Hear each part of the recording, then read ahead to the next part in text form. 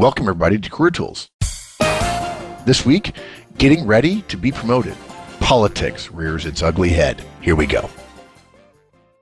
Folks, we encourage you to take a look at our conferences, the Effective Manager Conference and the Effective Communications Conference. And when we talk about politics, we encourage you to think about the Effective Communications Conference because it teaches you how to communicate in a language that other people use. And only 25 to 30% of the people in the world in your workplace are probably like you. And if you're going to talk to somebody who has a very different approach, a very different behavioral set than you probably need to use different language, different facial expressions, different gestures, and so on. You don't have to become somebody else. You just need to learn to be smarter about your interactions. And that's what we teach at the Effective Communications Conference. Come take a look at the website, manager-tools.com, and we'll tell you more. Thanks. Okay, Wendy, so we want to help people get promoted. They ask us this all the time. And of course, we say results in relationships, and we get tired of it. But there are things that related to it. And everybody has their own political situation. Mm-hmm. And they have to consider that when they think about promotion and the fact that even though you have to please your boss, who clearly has an enormous voice in your promotion, 99% of the time, your boss is not the person who promotes you, because in order to get a position equivalent to your boss, so to speak, somebody above your boss has to okay that. Yeah. So let's go. There's lots of people that are involved in any strategic campaign, which is what we're doing now. Your promotion is a strategic campaign. Ooh, that's so good. Good. And for any strategic campaign, you need allies. Yeah. And this is about getting allies, essentially. You know, it's interesting you say that, because this is a good reminder to people that so often we're down in the weeds that you probably have to change your thinking a little bit as you listen to this cast. We're going to give you tactical recommendations, but what Wendy just said is the $60,000 beauty of this cast. This is a strategic campaign. We're going to talk to you about the tactics of it, but you've got to understand the strategic forces at play in order to make your tactics work. Absolutely. Okay, good. And as you have said a million times before, when you look up at the top of your organization, what you call politics, those executives call collaboration. And if you want to be up there with them, whether you call it politics or collaboration, you have to learn that skill. And part of getting allies is learning that skill. So you're doing two things at once. You're working on this campaign to get you from individual contributor to manager, or from manager to director, but you're also working on the skill of building allies, which you'll need for the whole collaboration piece. The further up the organization you go, the more you get done working with other people, and the less you get done doing it yourself. Yes, you feel, as the chief executive is fond of saying, I feel like I'm running an oatmeal, meaning I can't get things done myself, and it's slower, it's harder, and communication gets in the way, and people straggle after ripe blackberries and so on. Yeah, Wendy and I were chatting before the cast, and we joked about politics, and I said, you know, this is good to help people understand that politics are important. And we were talking about that first quote about looking up at the top of your organization. And I said, you know, every once in a while I need to validate some of the things I think. And so I asked Wendy about whether or not she said it. Says, oh yeah, everybody complains about politics. And then I realized the difference was, and I've said this before many times in CAS, I complained about politics. Wendy did. Many others do. Almost all of us do when we're young. And then you gradually learn, hopefully. Some people just learn to be quiet. Some people learn to adapt to the politics that are in the inevitable, irresistible force, immovable object, black hole. That's what politics are. They are going to happen in an organization. But then I said the difference is, because I just felt like maybe I did politics differently when I was really young, 22, 25 in there. And the answer was, the difference was, I didn't just talk about them. I actually stuck my finger in some of those senior people's eyes. And Mike has stories about that too, if you ever want to come to a conference and learn about it. It's probably a Heidi thing. It might be an arrogant thing too. Well, yeah, just true. saying. Yeah. Okay. Which I say humbly now, sort of. Okay. So what's our outline? Okay, so first we're going to decide who's on your side, or you're going to decide who is on your side. And you're going to decide who you need to win over, decide who's on the fence. Now, when you say decide who you need to win over, you mean people not on your side? Yes, who you're going to get to be on your side. What we're doing is the first rule of politics here, which is count votes. Exactly. Okay, good. Okay, so decide who's on the fence, and then what? And then assess your situation. Okay. If you've got nobody on your side, that's a very different situation to having 9 out of 10 of the people that you need to be on your side. So Yeah, good. Okay, so decide who is on your side. The first thing you say in the show notes, which licensees, of course, can have, is you print out an organization chart. I have to tell you, we should have a podcast that says print out an organization chart, because I've always had one. I always ask for one. And it's Sunday, and at 3 o'clock this afternoon, I'm talking to a client about a day I'm going to spend with them this week, and one of the things they sent me was an org chart. And folks, if you don't have an org chart handy and you're not able to make notes on it and think about things, and it could be electronic if that's your gig, having an org chart and knowing when people say Joe or Bob or Terry or Sam or Sarah, knowing where they are and who they report to and how your alignment with people and the relationships you have with people near them, if you don't have that, how those things interact, you're missing out on sort of rule number one of politics. So we'll do that some other time. Yeah. But an org chart to me is like a map. Yes. And I could never do anything without a map of where I was. It's like, I go to the mall and I only want to go to one store, so I need to know where I am and where the store is. Because it's exactly the same. It may be a cheap point for me to make, but there are a lot of young people today, and guys, don't get me wrong, I'm not acting like I'm superior because I'm older, because I'm not. But the world is different now. There's no truth to the idea that young people are different, but you do interact with maps differently. In fact, most of you don't think of buying maps or having maps because of your phones or your tablets. But many of you are like, yeah, I don't really think about maps. I just think about directions. And yet you rely on Google Maps or Apple Maps or whatever you use, MapQuest and so on. But the fact is, if you're in a territory that's unfamiliar, you start with a map. Now, the truth is that the map is not the territory, right? My favorite painting of all time is a picture of a meerschaum sort of like pipe. It's a Rene Magritte painting, and beneath it, it says, "This is not a pipe," meaning it's a picture of a pipe, and a picture of a pipe is not the same thing as a pipe, and a map is not the same thing as a territory. And by the way, for those of you who are wondering who Rene Magritte is, he's the one who painted the painting of the man with no face, with the bowler hat and the apple and where the face is. That's who that is. And that's about as wild a tangent as I'll ever go on in a Crucials cast. But look, org chart, you got to have a map, guys. You got to have it, okay? Yeah, absolutely. So once you've got the map, I would print out the organization chart so that I was in the middle and I could see the line below me if there were directs, if I had directs or there were people below me, and 2 or 3 levels above me, because those are the people you're going to be concentrating on. If there's nobody below you and you're an individual contributor, obviously you'll be on the bottom line, and then you'll have like a couple of lines above you. So look through the names and decide who you think is definitely on your side. And one of the ways to think about that is, who are the people that have already said to you, I really think you should get promoted, or something subtle like, you're really good at this, I think you could do more, or next time I've got a project, I think I want you on it because you're really good at X. The people that have kind of given you positive indications about your work and your abilities. Yeah, no, I think the key word, though, is definitely, because when we say counting votes, what we mean by that is votes. And if you're not certain, remember, in a minute, we're going to talk about deciding who's on the fence. If you're not certain, put them on the fence. Because if they are on the fence and you decide they're definitely on your side, and then you don't woo them politically and they vote against you, that was your mistake, that you could have rearranged your efforts in order to attack the problem differently. Good. Okay. And it's likely that you've had more comments like that from your directs or your peers than from your boss and his or her peers. Just people with less power than you or the same power as you are likely to be more flattering than the people who have more power than you. Partly because your boss has a different perspective on what you need and what your abilities are, whereas your peers just think, oh, he's better than me. But being better than them is not the same as being able to be a manager. And your boss or your boss's peers might not want to encourage you in your ambitions if they know that there aren't any opportunities or they don't feel that you're ready. So they might have been keeping that back. And if you've got a great number of check marks along your bottom row, that's awesome. But the lower the check marks on your organization chart, the less power it holds. Exactly. And so you need more check marks further up. So you've got a great start, you've got a great foundation if you've got check marks all the way across the bottom. Yeah, look, if you're in an enlightened company, it's unlikely that people who report to you won't be communicated to regarding a potential promotion, even if they don't know that communication is about the promotion. That said, many, many companies are not enlightened.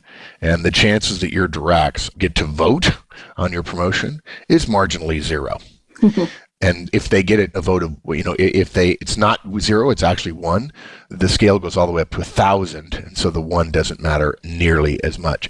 15 directs saying you're awesome doesn't outweigh 1 VP saying never him. Right? Okay, good. Okay, I love that. Yeah. So don't just count check marks. Think about weighting those check marks. Okay? Exactly. So next thing, decide who you need to win over. Okay, so now we're going to look on the organization chart for the people that you would describe as definitely not supporting you. So you might say things like, they don't like me, or they go out of their way to make my life harder, those kind of things. And you can mark those people with an X. Right. But here's the important part about those people. We're not writing them off. We're not saying, he doesn't like me, I'm going to ignore him and work on the people I do like, because the people you do like are probably on your supporter list anyway, and that's not going to help you having them like you more. You need more people liking you. Some. There's a saying in weightlifting, never miss leg day, because exactly. Yeah. yeah, because people love to work on their arms, especially guys will love to work on their arms, and because they look good in the gym, like lifting these really heavy weights, right? And your arms change quickly, whereas legs change much more slowly. So, like, legs is boring. But you end up with this really silly body with these huge arms and these tiny legs. So there's another piece of it too. I've read several books recently, and some of you will laugh, younger ones of you will laugh, about fitness at my age, over 50. And they say the same thing. They use the quote, and they say, your legs are what carries you around. Look, at West Point, Mike and I got taught Mensana and Corpora Insana, which means, I said that wrong, I'm sorry, but basically what it says is healthy mind and a healthy body. You have to stay in shape, partially because if you're in the field, it matters. But if you're not in shape, your brain thinking about doing what you're actually walking or running or building or tearing down or whatever, that means if you're not super fit, you have to think about it. Whereas if you're fit, you can do it and think about other things, bigger picture things, which as an officer, you'd have to do. And managers are like the officers of a company. Well, it basically says, even if you're fit, upper body, and you look good, your shirt tucks in well for guys, and your legs aren't strong, you break a knee, you break a hip, you break a foot, now you're significantly compromised in terms of your day-to-day. That's the reason I had knee surgery, because I knew I wasn't going to be bench pressing or, squatting thousands of pounds, but I knew I had to get rid of the pain in my leg from walking through airports, which was taking a toll. And basically, your success in an organization results in relationships. Relationships up are part of the foundation. Results in relationships are foundational. Like for a body, from a health perspective, from a fitness perspective, those are your legs. That's your foundation. Okay? Absolutely. And you need to work on turning those people from actively against you, which is what they're saying now, to being at least neutral. So we're going to work on our legs enough to get them to, or the people to be neutral. And what you do when you don't like people or people don't like you is you avoid them. That's human behavior 101. Why go somewhere where I'm going to feel pain? So you're going to have to force yourself to be near them, be in meetings they're in, be on projects they're on, be on extracurricular activities that they're in, volunteer to go be the person who represents your team on X, Y, or Z where they are, and being nice to them. I'll tell you something. I mentioned something to a guy about a year ago at a conference, and he was aghast. And what it was he had a friend. He wanted to move into finance, and he was an individual contributor, but his organization interacted with finance. He'd started, and there was a clear opportunity to it at some point, but he seemed to think the company knew that, and all the HR people knew that, and they were magically moving pieces around on the board such that he would have his opportunity. I'm like, dude, they're not doing that. They're not thinking about that. And I said to him, well, look, cultivate relationships over there. And one way that you can find out is if there's ever any relationship with finance in your department, offer to be involved. I said another thing too, when you talk to your friends, say, hey, what are you doing? How's your week look? And when one of them says, well, we have a networking thing tonight, or, we have this dinner tonight, or we have, probably not a dinner, but if we have drinks tonight, or the department has drinks or whatever, it's not unusual for executives to say to one another, hey, do you mind if I come to your thing? I don't know a lot of people in your department. Or two executive buddies. One says, hey, you're doing the thing. My wife is out of town. I'll come over. I'll have drinks for half an hour. I'll say hey. Or, hey, I owe you a toast for sending a silver cup for my baby's birth.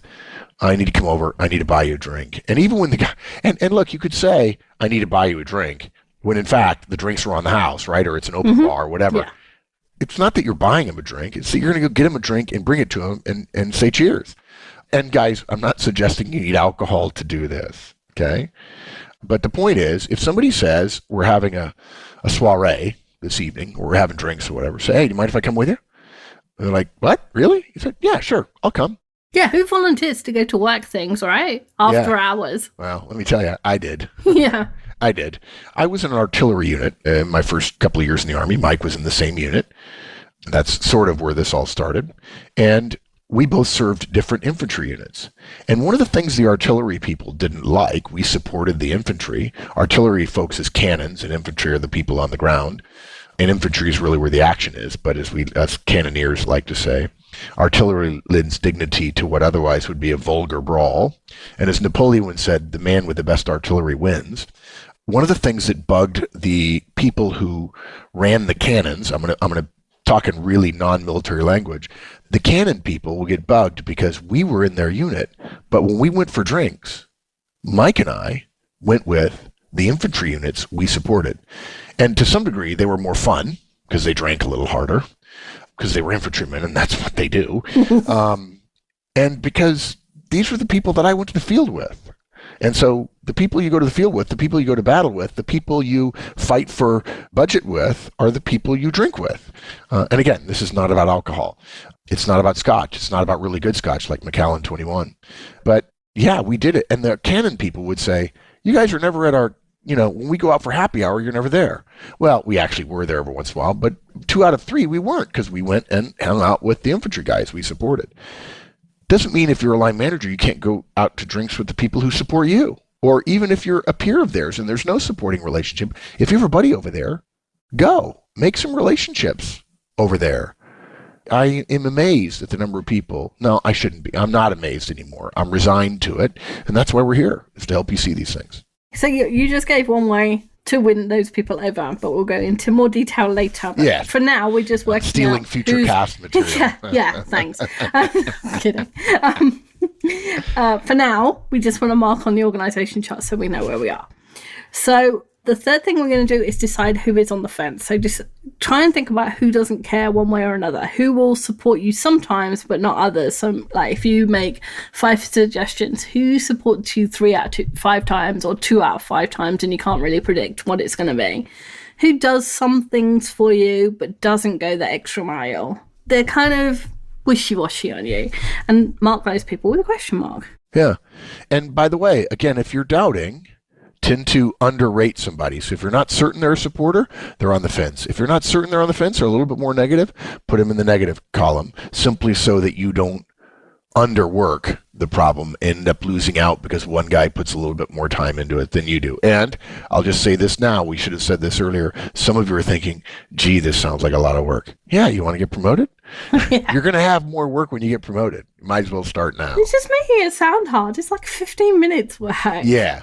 Well, it's hard in terms of, because there are people, you know as well as I do, Winnie, there are people who are listening right now who are saying, I'm not going to do that, right? Yeah, and they're going to try and do it in their heads, and doing it in your head is bad. You can't do it in your head. You've got to be able to see it in order to make a good judgment. So those people that are on the fence, some of them are going to be genuinely ambivalent about you. Some just don't care one way or another. They might feel like that about everybody in the organization. They might just feel it about you. Some will be against you and professional enough not to show you that. And in some ways, it doesn't matter. Your campaign to win them over is going to be the same. Right. But it would be helpful to know why. So if you identify some people who are on the fence, I would listen harder in your interactions, look closely, try and read between the lines in their emails, and try and work out what is actually going on there. Right. And now we assess, right? Yeah. So the last thing we're going to do is assess the situation.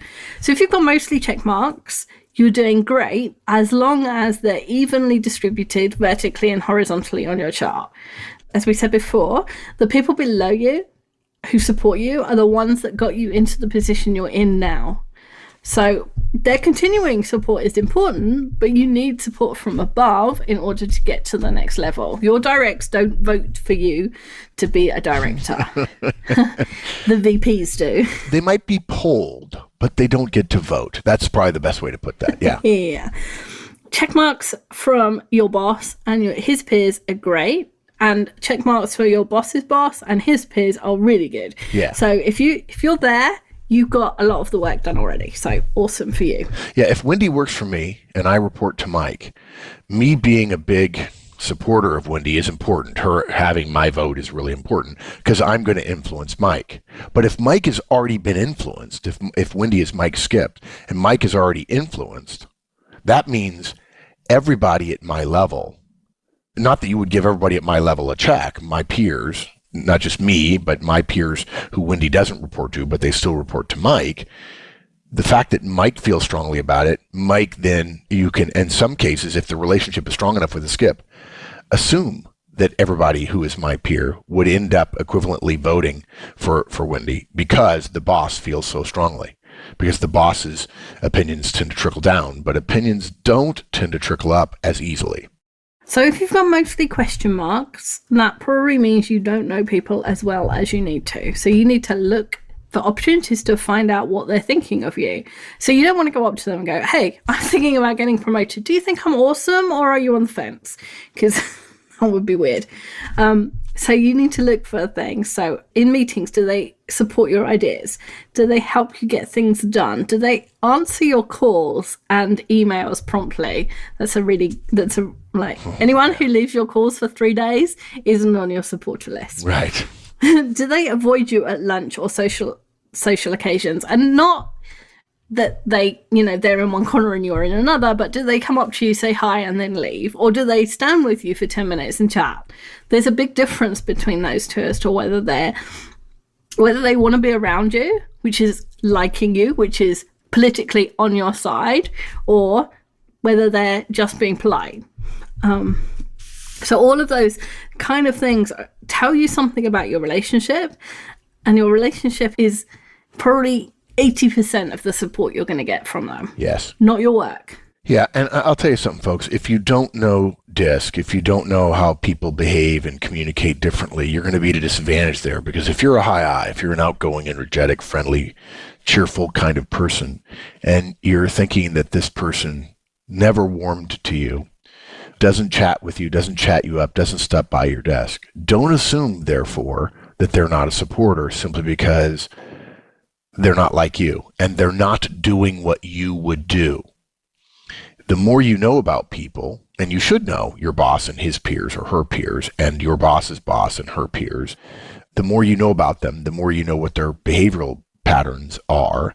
And that will help you understand that, for instance, a high C, a perfectionist, an I dotter and a T crosser, and somebody who plans and plans and plans and plans will not be effusive. But there are still ways to read that. And that's something that, of course, that our Effective Relationship series of tasks will help you with.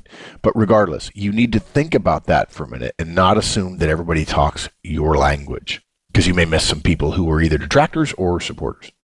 So if your organization chart is mostly X's or crosses, either you're being particularly pessimistic or you're starting from a hole. And it doesn't matter which. And it doesn't matter that you're in a hole. You could still achieve your promotion goal, or you can significantly improve your situation, even if you feel like the whole organization is against you. It's about knowing where you are and then starting from there. Yep. And if you're starting from, you've got some kind of disadvantage, then it's going to take longer, but it doesn't mean it can't be done. Yeah. And look, if you don't get the promotion, don't pout, don't whine. Say, okay, I have good results. I didn't get the promotion. Maybe my relationships aren't as good. Continue the process. The moment the promotion is given to somebody else, first of all, send the guy a note or give her a note and say, well done, congratulations. Try to remember us little people, and I'll support you whenever I can. I'm glad somebody like you got the job. And by the way, that relates to a cast on what happens when your friend gets promoted and you don't. Usually the problem is not the person who gets promoted, but the pouty, whiny, so-called friend. Yeah, sour grapes friend who's reporting to the friend who got promoted. But that said, start then and say, okay, what's my post-mortem on this? And then say, okay, as the people change, by the way, when the org chart changes, that will change your relationship status with those people. And make it a longer process rather than saying, oh, I'm up for promotion, I better start looking at my relationships. And what will happen over the course of the next 2 or 3 years? You'll start becoming good at politics. Not because you think politics are wicked cool and awesome, but because you're doing them, which is building relationships strategically and knowing tactically how to do that. Okay, so wrap us up. So decide who's on your side, decide who you need to win over, decide who's on the fence, and then assess your situation. And in the beginning of this, we said that promotion is going to be an 18-month campaign. And the first thing you need to do if you're going to have a campaign is work out the lay of the land. And you've done that. So now you can start looking at opportunities to use the landscape to help you move a few hills and mitigate some risks. Oh, if only. If only, move yeah. a few hills. Yeah, as a real army, you can't move hills. As a person in an organization, you can move hills. Can. You can shave them down, mountains and hills. Good. Okay. Thanks, Wendy. Thanks. Bye, everyone. That's it, everybody. Come back next week for Career Tools. It's good, even when it's politics.